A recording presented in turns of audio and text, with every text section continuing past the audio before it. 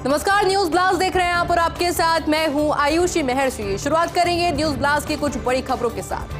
Olympic की मेजबानी को लेकर भारत के साथ फ्रांस यानी कि देखिए फ्रांस के राष्ट्रपति इमैनुअल मैक्रों ने एक बड़ा आश्वासन दे दिया है। क्या कुछ कहा गया है उनके द्वारा वो जरा आपको एक बार बता देते हैं। उन्होंने कहा कि ओलंपिक के लिए भारत की किसी भी दावेदारी का समर्थन फ्रांस पूरी तरीके से करेगा।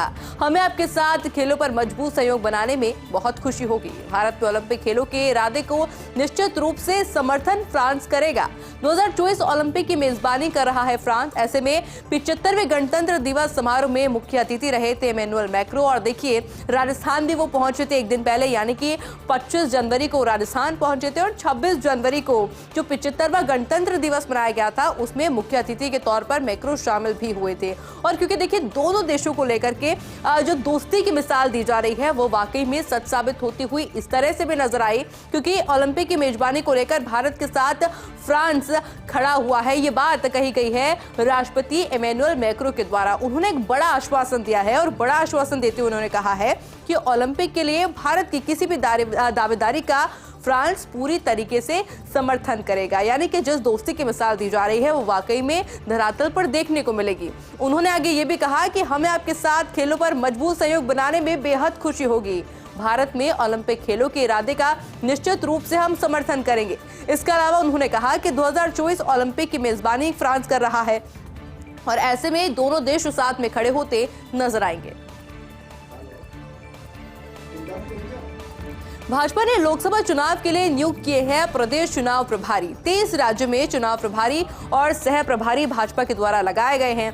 ऐसे में देखिए शुरुआत करते हैं मध्य प्रदेश के साथ, क्योंकि मध्य प्रदेश में डॉक्टर महेंद्र सिंह सतीश उपाध्याय को यह जिम्मेदारी मिली है। इसके अलावा अगर केरल की बात की जाए तो वहां प्रकाश जावड़ेकर को बनाया गया है प्रदेश चुनाव प्रभारी। कर्नाटक की अगर बात की जाए तो कर्नाटक की डॉक्टर राधा मोहन दास अग्रवाल और सुधाकर रेड्डी को यह बड़ी जिम्मेदारी मिली है। झारखंड की बात कर ली जाए तो झारखंड की लक्ष्मीकांत वाजपेयी को यह जिम्मेदारी मिली है। जम्मू कश्मीर की तरुण चुग और आशीष सूद को यह जिम्मेदारी मिली है। इसके अलावा हिमाचल प्रदेश के श्रीकांत शर्मा, संजय टंडन को जिम्मेदारी मिली है। हरियाणा की विप्लन देव सुरेंद्र नागर को यह जिम्मेदारी दी गई है। इसके अलावा गोवा की आशीष सूद को प्रदेश चुनाव प्रभारी की जिम्मेदारी मिली है। चंडीगढ़ की अगर बात कर ली जाए तो चंडीगढ़ की विजय रूपाणी को जिम्मेदारी मिली है और बिहार की जिम्मेदारी मिली है विनोद तावड़े और दीपक प्रकाश को।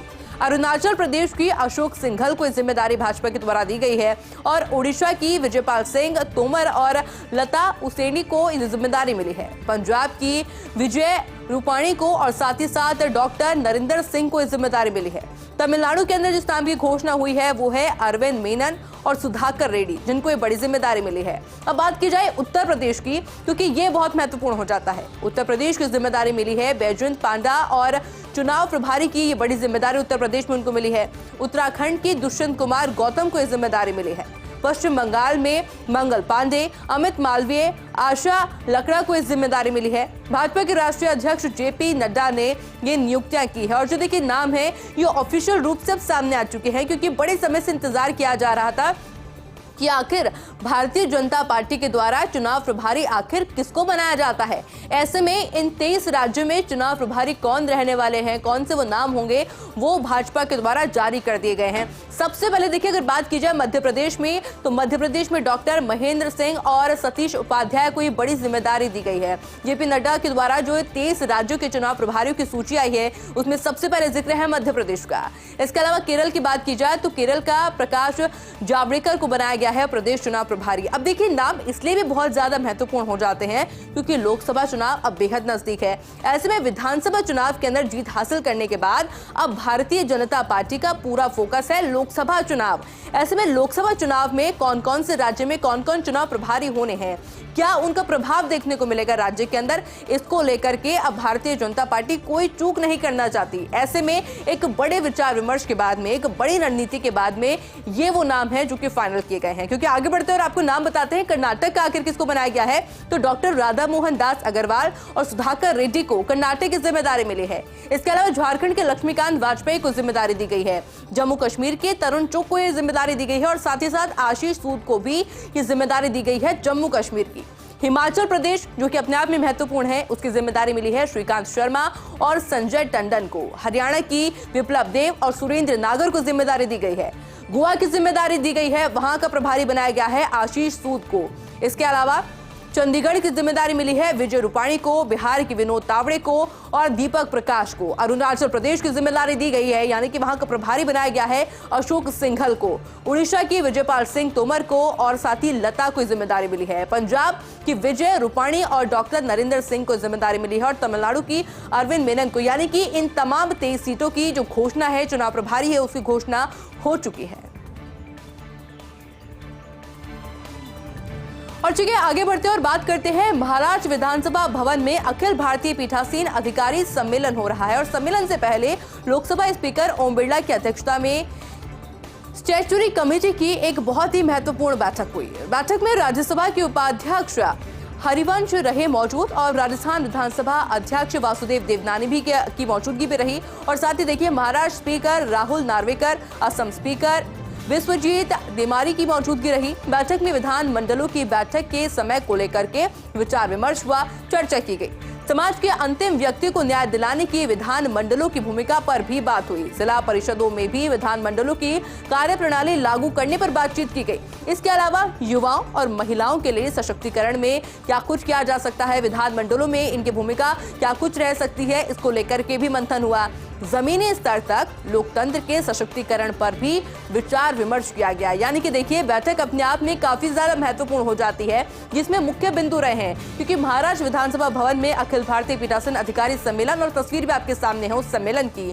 सम्मेलन से पहले लोकसभा स्पीकर ओम बिरला की अध्यक्षता में स्टैट्यूटरी कमेटी की भी बैठक हुई। और ये बैठक बेहद महत्वपूर्ण इसलिए थी क्योंकि देखिए कई मुद्दे थे जिसको लेकर इसमें विचार विमर्श हुआ, डिस्कशन हुआ। देखिए सबसे बड़ी बात है कि राज्यसभा के उपाध्यक्ष हरिवंश इसमें बैठक में मौजूद रहे थे और राजस्थान विधानसभा के अध्यक्ष यानी कि वासुदेव देवनानी भी इस बैठक में मौजूद रहे। इसमें महाराष्ट्र स्पीकर राहुल नार्वेकर, असम स्पीकर विश्वजीत देमारी की भी मौजूदगी रही और बैठक में विधान मंडलों की बैठक के समय को लेकर चर्चा की गई।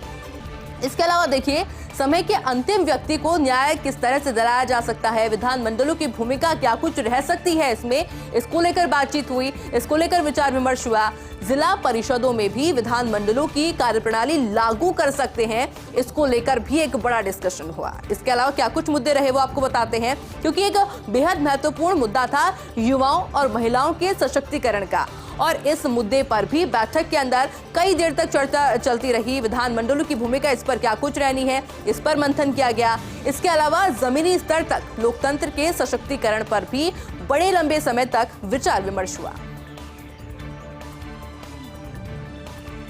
और वही देखिए वायनाड से ही ताल ठोकेंगे राहुल गांधी। कांग्रेस सांसद मुरलीधरन ने ये बड़ी घोषणा कर दी है, क्योंकि देखिए उनके द्वारा कहा गया है कि राहुल गांधी आगामी लोकसभा चुनाव वायनाड निर्वाचन क्षेत्र से लड़ने वाले हैं। ये खबर अपने आप में एक बड़ी हो जाती है और साथ ही बयान भी। उन्होंने कहा कि मेरा मानना है कि अभी तक यही व्यवस्था है और इसमें कोई बदलाव नहीं है। राहुल 2019 के लोकसभा चुनाव में वायनाड से सांसद चुने गए थे।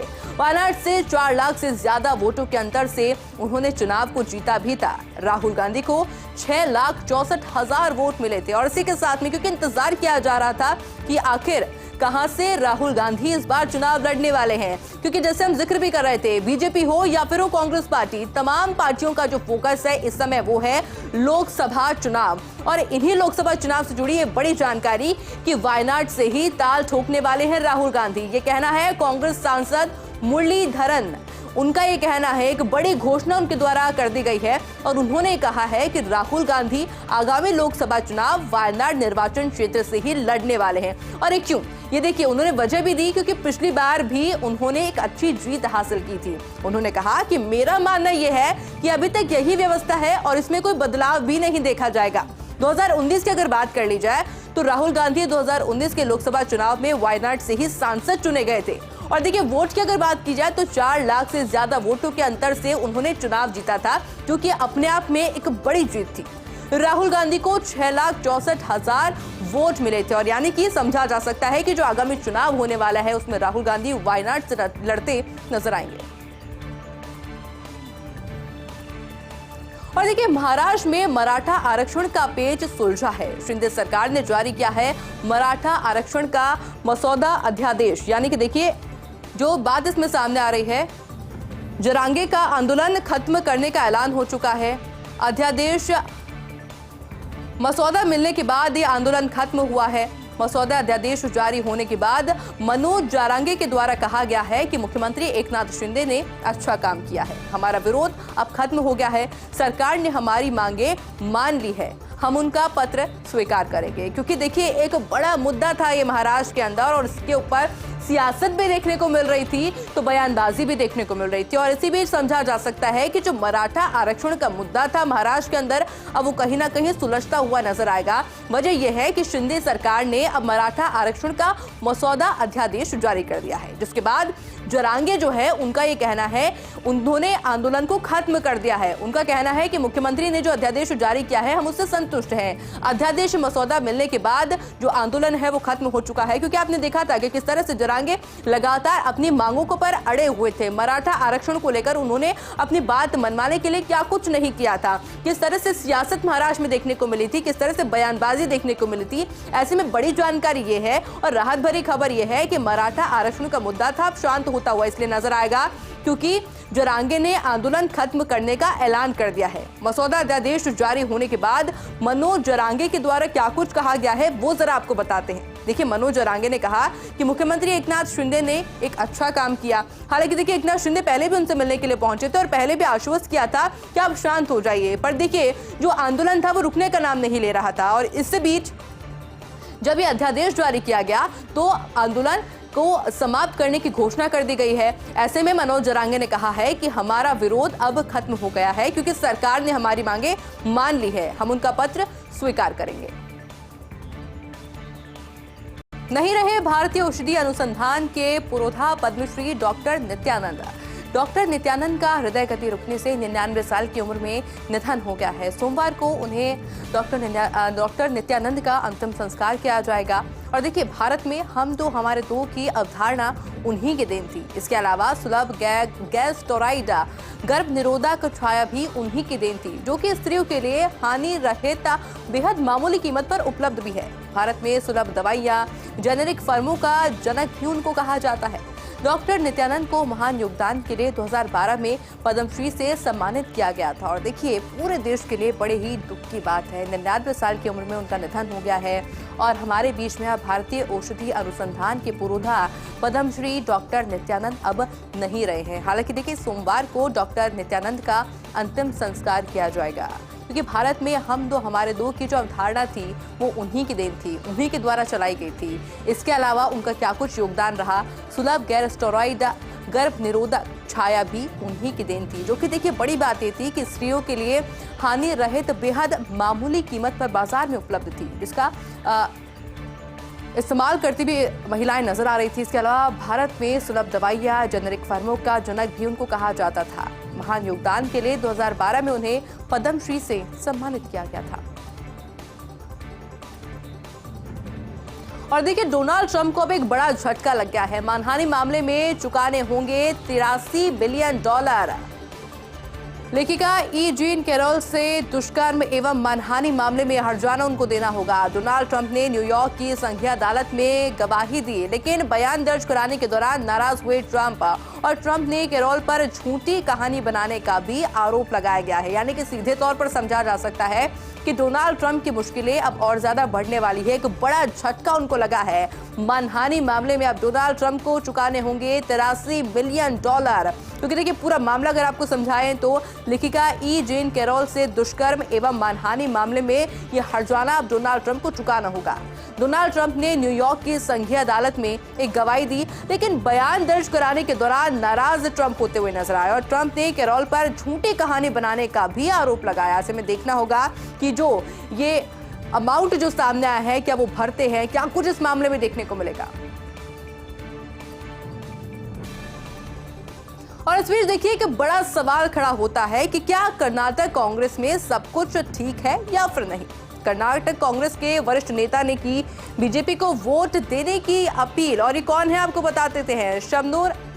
शिव शंकरप्पा ने जनता से आग्रह किया है और क्या कहा गया है आप सुनिए। उन्होंने कहा कि शिवमोगा से येदियुरप्पा के बेटे को जिताएं लोग। मैंने देखा है कि शिवमोगा जिले में विकास कार्य कर रहे हैं। आपने एक अच्छा सांसद चुना है, जनता को उन्हें आगे भी चुनना चाहिए। येदियुरप्पा के पुत्र BY राघवेंद्र है शिवमोगा से सांसद। और इस बीच देखिए ये बड़ा सवाल खड़ा होता है कि आखिर वो बीजेपी को सपोर्ट करते हुए नजर क्यों आ रहे हैं। और इसलिए देखिए सबसे पहले जो मैं कह रही थी कि एक बड़ा सवाल खड़ा होता है कि कर्नाटक कांग्रेस में सब कुछ ठीक है या नहीं, यानी कि कांग्रेस आखिर बीजेपी को सपोर्ट क्यों कर रही है।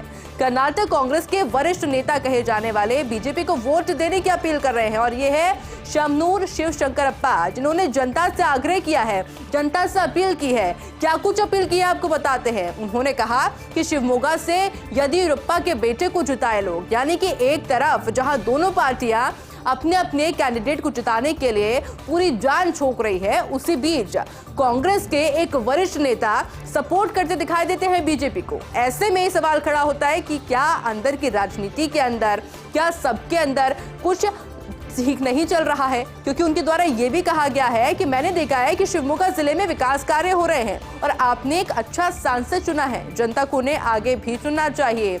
येदियुरप्पा के पुत्र BY राघवेंद्र है शिवमोगा से सांसद। और देखिए सीजन में सर्दी का देखने को मिला है नया ट्रेंड। इस बार रात की बजाय दिन में पड़ती है ज्यादातर ठिठुरन।